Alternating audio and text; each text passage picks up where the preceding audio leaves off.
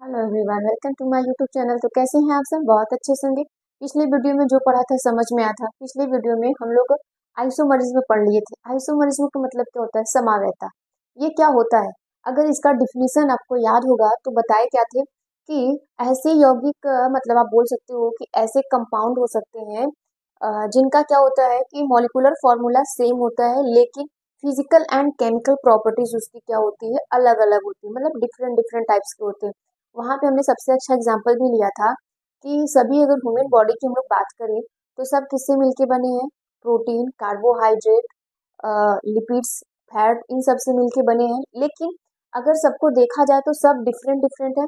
सबकी physical properties भी अलग होती है, केमिकल प्रॉपर्टीज भी अलग होती है। फिजिकल का मतलब जिसको तुम ऊपर से देखो, बाहर बाहर से देखो, बताओ, फिर वो होती है फिजिकल। और केमिकल का मतलब होता है कि माइंडसेट कैसा है, सोच कैसी है, वो सारी चीजें। तो हम लोग आइसोमरिज्म को पढ़ लिए थे।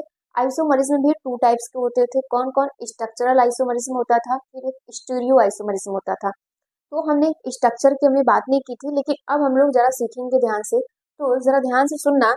हमने पहले किसकी बात की थी? आइसोमरिज्म की बात की थी।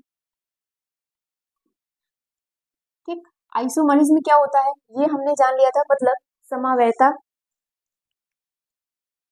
अगर हम लोग स्टीरियो सॉरी आइसोमरिज्म के टाइप देखें तो टू टाइप्स पढ़े थे। एक होता था स्ट्रक्चरल आइसोमरिज्म, एक होता था स्टीरियो आइसोमरिज्म। अगर देखें ध्यान से, ये रिवीजन हो रहा है, ध्यान सुनो। स्ट्रक्चरल स्ट्रक्चरल आइसोमरिज्म, ठीक। और दूसरा कौन सा? Stereo stereo isomerism. इसको हम लोग कहते थे संरचनात्मक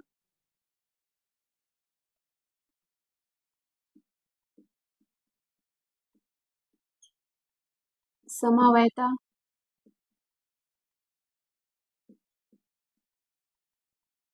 और इसको कहते थे त्रिविम समवायता। ठीक, ऐसा ही कहते थे। अब इसके एग्जाम्पल अगर हम लोग देखें तो इसके एग्जाम्पल का मतलब ये होता है कि मॉलिक्यूलर क्या होगा? बोला गया था कि मॉलिक्यूलर फॉर्मूला सेम होगा। मतलब यहाँ पे जो भी कंपाउंड बना होगा उसमें जितने भी मॉलिक्यूल होंगे सेम होंगे, मॉलिक्यूलर फॉर्मूला सेम होगा, लेकिन स्ट्रक्चर इसका क्या होगा? सॉरी, फिजिकल और केमिकल प्रॉपर्टीज इसके क्या होंगे? डिफरेंट डिफरेंट होंगे। जैसे एग्जाम्पल के लिए अगर हम लोग यहाँ पर एग्जाम्पल ले लें तो K4Fe कर दे। ठीक, यहाँ पे कोई दिक्कत नहीं होगा। K4 हो गया, FeCN6। अगर आपको आईपीएससी नेम आ रहा है तो उसका आईपीएससी नेम बताइएगा, और इसमें लिगेंड के सूत्र के हिसाब से भी बताना है कि इसमें कितना होगा। ठीक, और यहाँ पे अगर मैं यहाँ पे और भी बदल दूं, चलो यहाँ पे CN ना करके, चलो CN भी कर सकते हो, कोई दिक्कत नहीं। फिर इसके अलावा अगर फिर इसका हम लोग देखेंगे तो मॉलिक्यूलर सेम होगा। अगर हम इसको किसी और वजह से दूसरे तरीके से लिखें, जैसे K4Fe लिख दे, तो यहाँ पे हम लोग NC भी लिख सकते हैं, 6 कर सकते हैं। जरा ध्यान से सुनना। अगर हम लोग देखेंगे तो ये क्या बोल रहा है कि मॉलिक्यूलर फॉर्मूला सेम है, इसमें जितने भी एटम्स है, जितने भी मॉलिक्यूल हैं, यहाँ पर भी वही है, लेकिन इसका देखो फिजिकल प्रॉपर्टीज चेंज हो जाएगा, इसका भी फिजिकल प्रॉपर्टीज चेंज हो गया। जब फिजिकल प्रॉपर्टीज चेंज हो जाएगी तो केमिकल प्रॉपर्टीज भी चेंज हो गई। ये Fe को मतलब यहाँ पर आयरन को जो इलेक्ट्रॉन दे रहा है, यहाँ पर नाइट्रोजन दे रहा है, और यहाँ पर जो आयरन को इलेक्ट्रॉन दे रहा है, कौन दे रहा है? C दे रहा है, कार्बन दे रहा है। अब बात समझ में आ रही है? अगर हम लोग यहाँ पर कुछ और ले लें, जैसे K4Fe N2 ले ले। ठीक, N2 कर दे, यहाँ पर माइनस भी कर दो, कोई चलेगा। अब यहाँ पर देखो कर दो चेंज, N2 सॉरी K4Fe, यहाँ पर हम लोग चेंज करते हैं, यहाँ पर N2 है ना, तो तुम यहाँ पर क्या कर दो? ONO कर सकते हो, कोई दिक्कत नहीं, ये पढ़ाया गया होगा। अब देखो यहाँ पर जो आयरन को इलेक्ट्रॉन डोनेट कर रहा है वो नाइट्रोजन डोनेट कर रहा है, और यहाँ पे जो आयरन को इलेक्ट्रॉन डोनेट कर रहा है वो कौन डोनेट कर रहा है? ऑक्सीजन डोनेट कर रहा है। जैसे इसको हम लोग क्या कहते हैं? साइनो या साइनाइड कहते हैं। इसको क्या कहते हैं? आइसो कहते हैं। अगर यहीं पे सल्फर आ जाता है तो हम लोग क्या कहते हैं? थियो कहते हैं। अब क्लियर हो रहा है? तो यहाँ से हम लोग बेसिक से चीजें इतना जान लिए थे। अब ये हम लोग पढ़ेंगे पहला स्ट्रक्चरल आइसोमरिज्म। तो पहला आप लोग हेडिंग क्या बनाइएगा इसमें? Structural structural isomerism. मरिज्म, जिसको हम लोग क्या कहते हैं, संरचनात्मक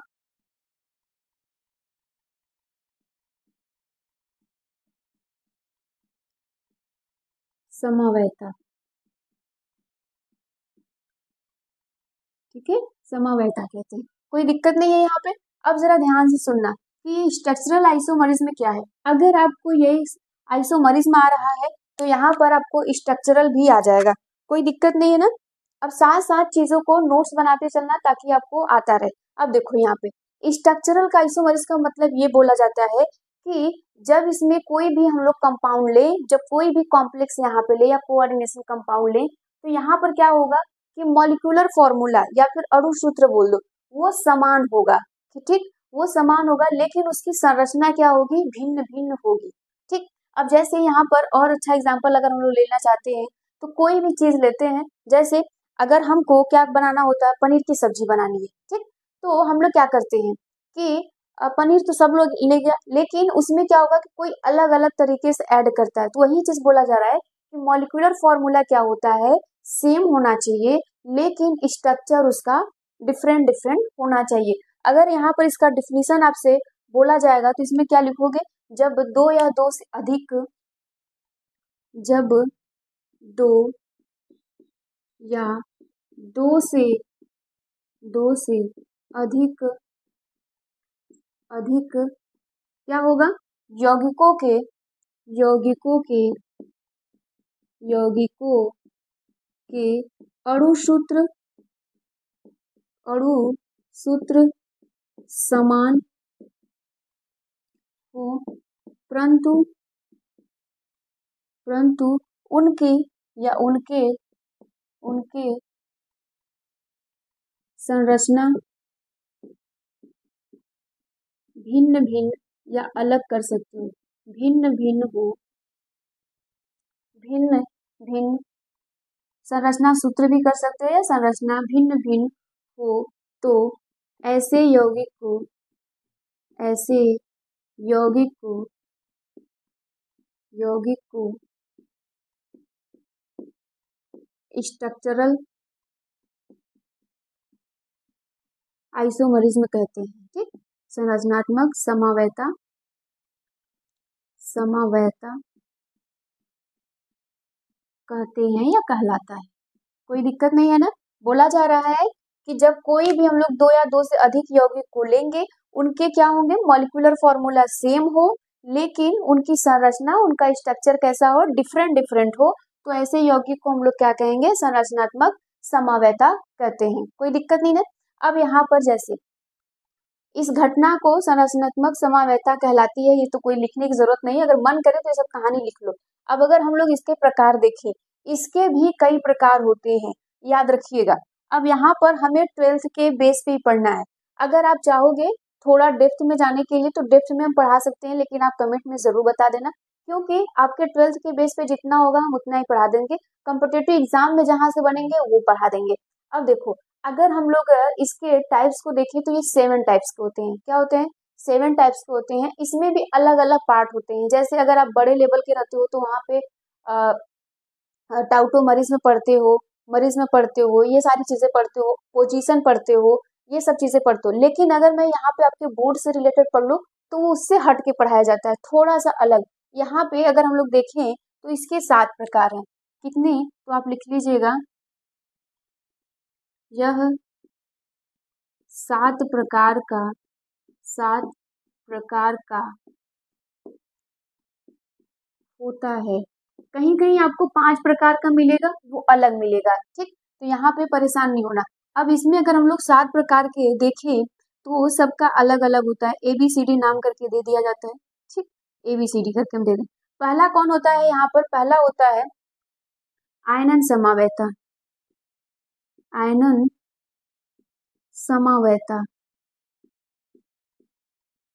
ठीक, अगर हम लोग दूसरा बात करें तो इसमें दूसरा भी होता है। जैसे यहाँ पर हम लोग बात कर ले तो जल वियोजन, जल योजन कर लो, कोई दिक्कत नहीं। जल योजन, जिसको हम लोग कहते हैं विलायक वियोजन समावैता, समावैता। ठीक है। अगर हम लोग और बात करें तो इसमें और आता है कौन सा यहाँ पे, बहुलीकरण। ठीक है, ये बी था ना, चलो इसको हम लोग बी कर देते हैं, इसको सी, बहुलीकरण समावैता। अगर हम लोग और देखें तो और इसमें कौन सा होता है, डी कर दो। यहाँ पर अगर हम लोग और देखें तो और में होता है उपसहसंयोजक, उपसहसंयोजक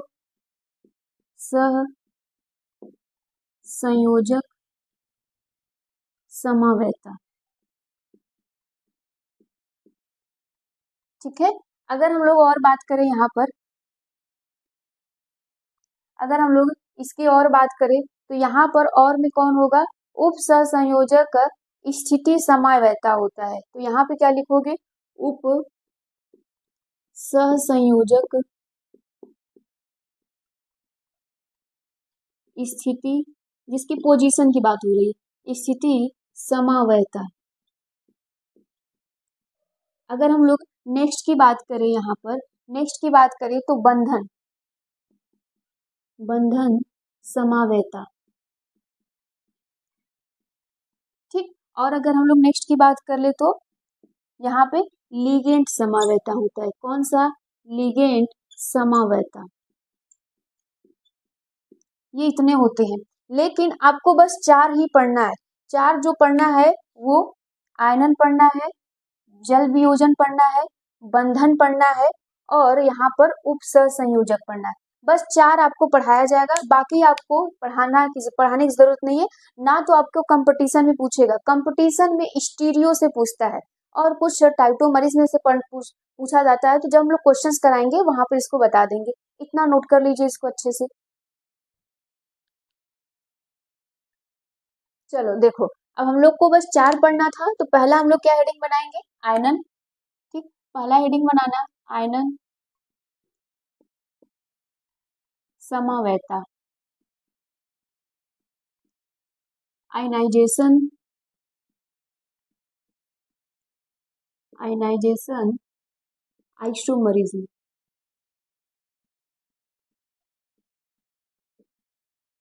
ठीक। अब ये क्या होता है, देखो किसी चीज को तुम ज्यादा रटने से बेहतर है कि उसको समझो, नोट करने से भी बेहतर है कि एक बार उसको समझो, फिर क्या होता है तुम्हें खुद खुद आ जाएगा। आयनन, अब इसके क्या दिया है कि इसके हेडिंग में ही इसका डिफिनीशन छुपा। आयनन का क्या मतलब होता है, हम लोग जानते हैं आयनन का मतलब ये होता है कि कोई भी कंपाउंड लो, जब हम लोग उसको डिसॉल्व करें या कुछ भी करें तो वो अपने आयन में ब्रेक हो जाए, वो अपने आयन में ब्रेक हो जाए। पहली बात तो आयन क्लियर हो गया। दूसरा, आइसोमरिज्म बोल दिया, तो इसका मतलब यहाँ पर है कि आइसोमरिज्म का क्या मतलब था, मॉलिक्यूलर फॉर्मूला सेम होना चाहिए। ठीक, तो यहाँ पे आप बोलोगे कि ऐसे यौगिक जो जिनका मॉलिक्यूलर फॉर्मूला सेम होता है लेकिन वो अपने अलग अलग आयन में टूट जाते हैं, इसी को हम लोग क्या कहते हैं, आयनन समावैता कहते हैं। क्या कहते हैं, आयनन समावैता कहलाता है या फिर कहते हैं। कोई दिक्कत नहीं है। आयनन का मतलब ये हो गया कि अपने आयन में टूट जाना, मतलब पॉजिटिव और निगेटिव में होना। ठीक, फिर उसके बाद यहाँ पे समावैता का मतलब ये होता है कि उनके क्या होंगे, मॉलिक्यूलर फॉर्मूला समान होंगे, मतलब सेम होंगे। तो आप यहाँ पे क्या लिखोगे, डिफिनीशन, जिन यौगिकों का लिखना, जिन यौगिकों के, जिन यौगिकों के अणु सूत्र, अणु सूत्र समान होते हैं, समान होते हैं। ठीक, जिन यौगिकों के अणु सूत्र समान होते हैं परंतु परंतु विलयन में, विलयन में भिन्न भिन्न, में भिन्न भिन्न आयन, भिन्न भिन्न आयन उत्पन्न करते हैं। ठीक, आयन उत्पन्न करते हैं, उसे उसे आयनन समावैता कहते हैं। ठीक है, आयनन समावैता कहते हैं या फिर उसको आयनन समावैता कहलाता है। ठीक, अब देखो यहाँ पे यह घटना अगर आपसे पूछा जाए कि यह घटना क्या कहलाती है तो बोलोगे आयनन समावैवी घटना कहलाती है। तो इतना लिखने की जरूरत नहीं है, लेकिन अगर आपको ये डिफिनीशन आ रहा है तो इतनी बातें अलग। अब देखो यहाँ एग्जाम्पल ज्यादा बेहतर तरीके से तुम्हें समझना है। अगर एग्जाम्पल नहीं आएगा तो फिर कुछ चीजें समझ में नहीं आएंगी। एग्जाम्पल के लिए देखो, एग्जाम्पल के लिए हम लोग ले रहे हैं CO ले लिया। CO क्या है जल्दी से बताओ कमेंट में। ये हमारे पास अमोनिया हो गया। ठीक, अमोनिया कितना ले लिया हमने, 5 ले लिया। और यहाँ पे क्या कर दिया हमने, Br कर दिया, बाहर क्या कर दिया, सल्फेट कर दिया। ठीक, सल्फेट कर दिया। अब आपको पता है कि जब हम लोग इसको क्या करेंगे, डिसॉल्व करेंगे तो ये क्या हो जाएगा, आयन में अपने टूटेगा। देखो होता क्या है, ये कैसे टूट जाएगा। अगर हम लोग इसकी बात करें तो ये सल्फेट आयन में ऐसे टूटेगा, बोलो है ना। अगर हम लोग इसकी बात करें दूसरा, अगर इसकी हम लोग बात करें यहाँ पर भी सेम वही चीज है। ठीक, ये 5 है और अंदर हमने सल्फेट ले लिया और बाहर क्या कर दिया, Br कर दिया। तो बेटा ये Br भी टूटेगा कुछ इस प्रकार से। तो वही चीज ये बोल रहा है कि देखो मॉलिक्यूलर फॉर्मूला तो सेम है, मॉलिक्यूलर फॉर्मूला सेम है, लेकिन आयन में क्या क्या हो रहे हैं, भिन्न भिन्न में टूट रहे हैं। एक बार सल्फेट टूट रहा है, दूसरी बार में क्या कर रहा है, Br टूट रहा है। अब समझ में आ रहा है, मॉलिक्यूलर फॉर्मूला सेम है ना। देखो इसमें भी CO, इसमें भी CO, इसमें भी अमोनिया है, इसमें भी, और इसमें भी Br है, इसमें भी Br है, सल्फेट इसमें, सल्फेट इसमें।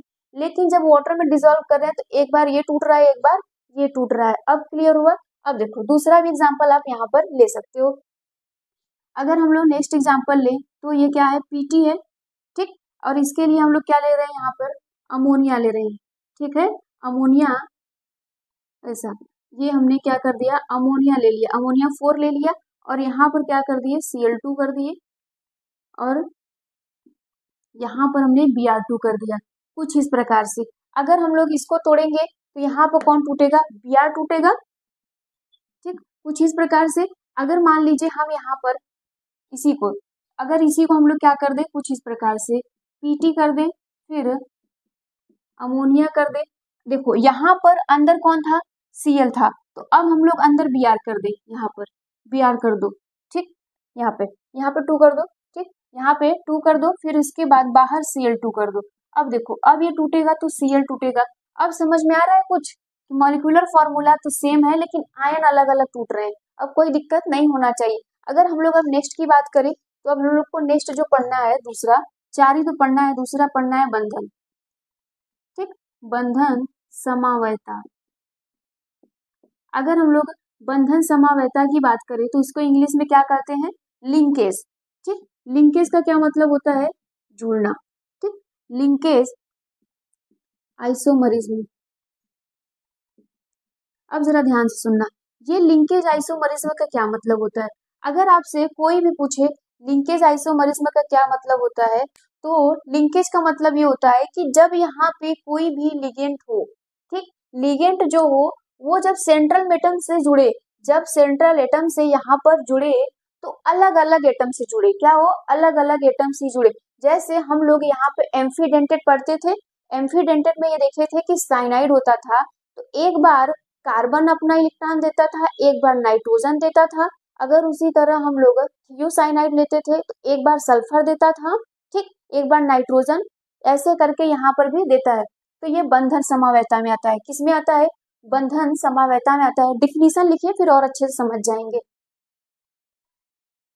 चलो देखो, अगर हम लोग यहाँ पर डिफिनीशन की बात करें, अगर हम लोग डिफिनीशन की बात करते हैं तो देखो, जब दो या दो से अधिक उप सहसंयोजक यौगिक, दो या दो से अधिक हो और उसके अणु सूत्र क्या हो, मतलब मॉलिक्यूलर फॉर्मूला सेम हो, परंतु उनमें उपस्थित कोई उभय दंतुक, मतलब यहाँ पे एम्फीडेंटेड की बात हो रही है, लिगेंड अलग अलग दाता परमाणु द्वारा परमाणु द्वारा धातु परमाणु से बंधा होता है, तो ऐसे यौगिक को हम लोग क्या कहते हैं, बंधन समावैता कहते हैं। मतलब हम लोग पिछले में देख रहे थे, लिगेंड जब होता था एम्फीडेंटेड होता था तो एक ही एटम को एम्फीडेंटेड के लिगेंड अलग अलग अपने परमाणुओं से उसको इलेक्ट्रॉन देते थे। क्लियर हो पाया, एग्जाम्पल से और अच्छे समझ में हो जाए। देखो एग्जाम्पल के लिए हम लोग लेते हैं, यहाँ पर एग्जाम्पल के लिए हमने लिया CONH3, ठीक है, CO NH3, यहाँ पर NH3 क्या हो गया 5 है, ठीक, और यहाँ पर N2 और बाहर क्या हो गया Cl2। अब देखो इसके लिए, अब यहाँ पर अगर हम लोग देखें तो यहाँ पर जो है, अगर हम लोग यहाँ पे कोबाल्ट को देखें तो कोबाल्ट को जो इलेक्ट्रॉन यहाँ पे दे रहा है, ये इलेक्ट्रॉन यहाँ पर नाइट्रोजन के थ्रू मिल रहा है।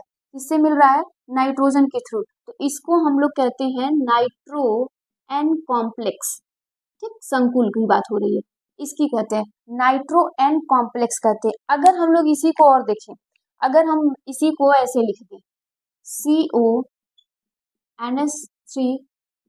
5, ठीक, यहाँ पे 5 कर दे और NO,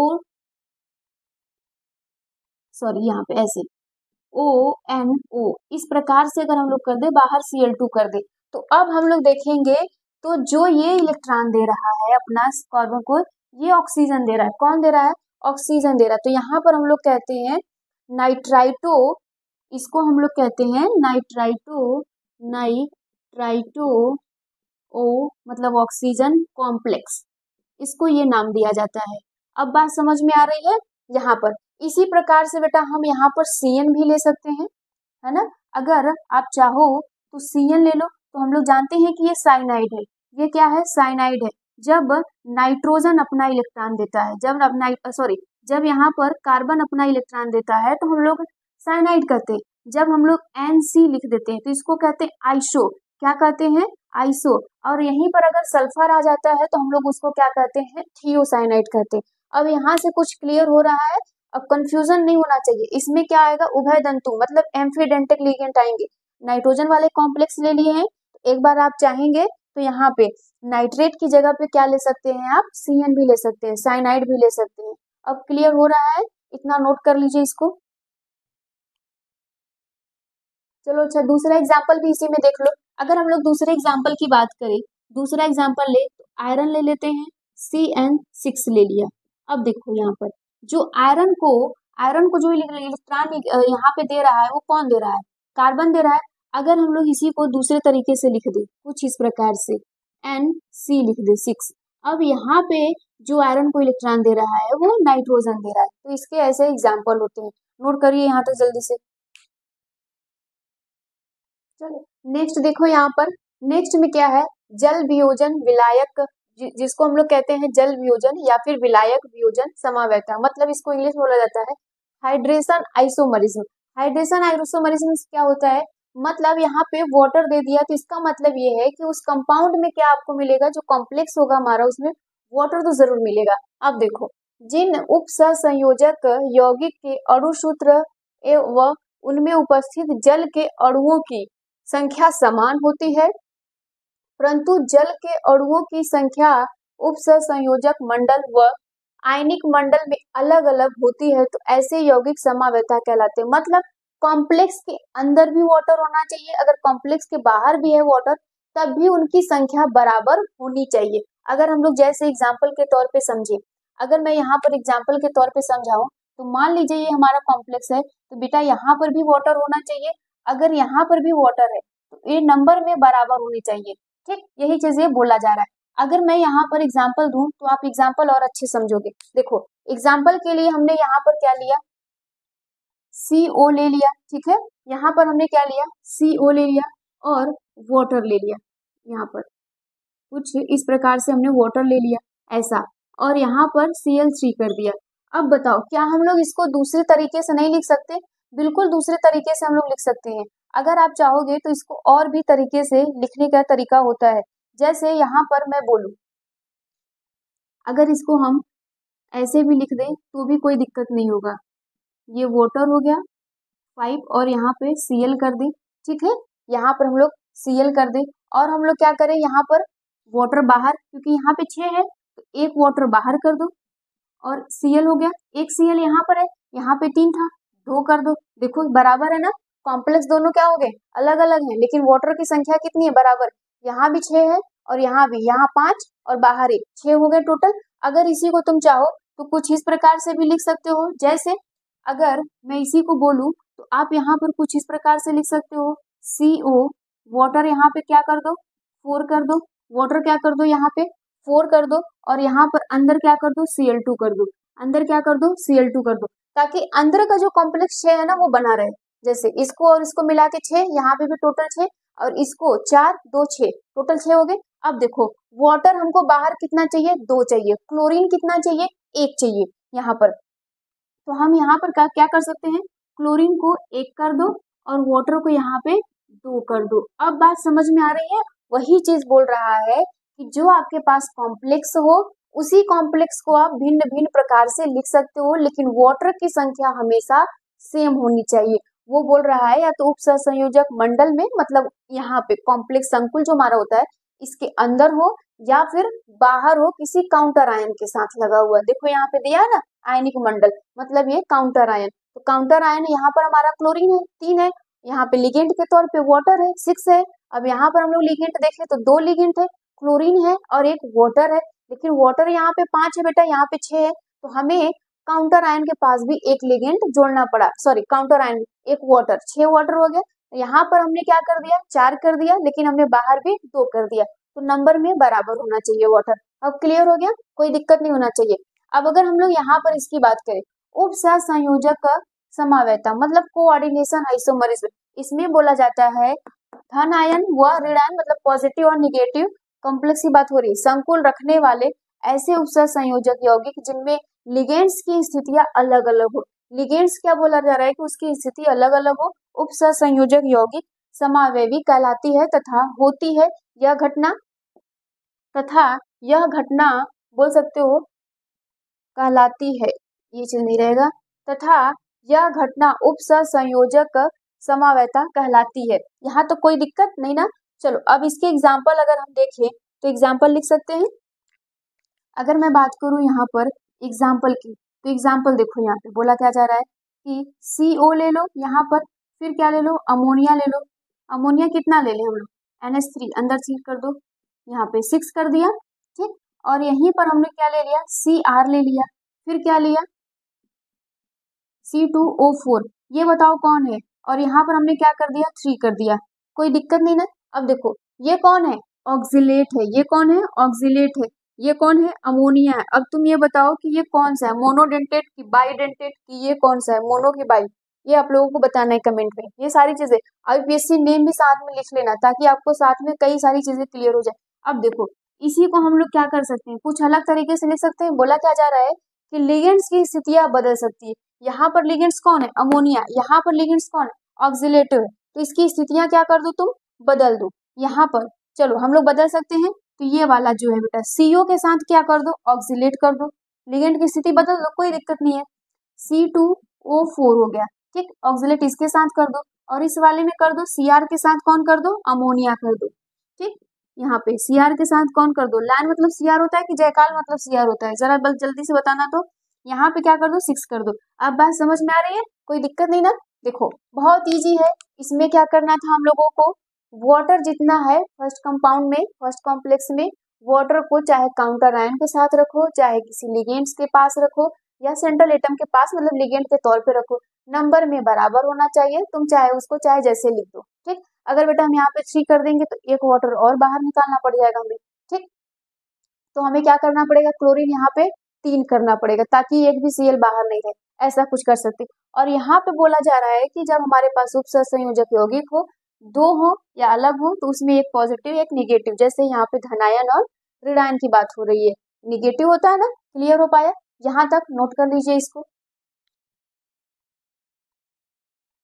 चलो ये देखो, ये तुम लोगों के लिए होमवर्क है, बताना है कि इसमें कौन सा आइसोमरिज्म होगा। 3 है, तीनों बताइएगा, तीनों अलग अलग है। अगर तुम ध्यान से देखोगे तो तुम्हें तुरंत अभी आ जाएगा कि कौन कौन सा है। ये तीनों आपको बताना पड़ेगा कि कौन कौन से आइसोमरिज्म है, ये सब, ठीक। तो आज के लिए हम लोग इतना ही रहने देते हैं। प्लीज कमेंट में जरूर बताना समझ में आया या नहीं आया। नोट्स बनाते चलना ताकि बाद में ये ना रहे कि हमारे पास कुछ है ही नहीं, बस पढ़ लिया काम खत्म, ऐसा नहीं होना चाहिए। नोट्स बनाते रहिए ताकि चीजें आपको और बेहतर तरीके से समझ में आए। Thank you.